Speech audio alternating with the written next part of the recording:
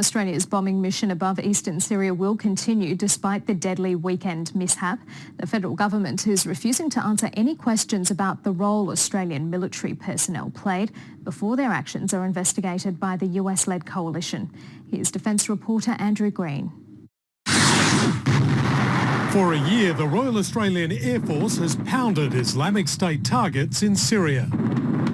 The air combat mission involves Hornets, an air-to-air refueler and a high-tech wedge-tail command and control aircraft. But Syria's 5-year civil war means it's a far more complex operation than the one in neighbouring Iraq, and the presence of Russia's pro-Assad military is an added challenge. That's confirmed. We're just crossing over into Syria this time. So far, questions about Australia's involvement in the botched weekend airstrike remain unanswered. But I'm not going to make comment on the particular events until we have more information. Those matters will be examined in the review. I'm not going to comment on those sorts of questions. With Australian officials saying very little, there's growing speculation on exactly what role the RAAF played in the weekend mishap.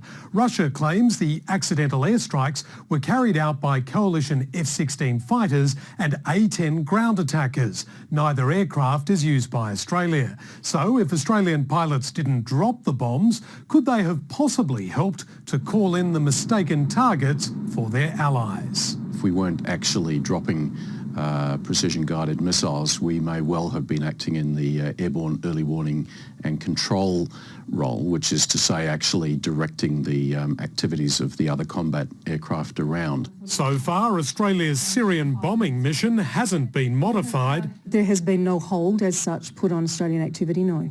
But the Defence Minister says it's proceeding in an appropriate and measured fashion. Andrew Green, ABC News, Canberra.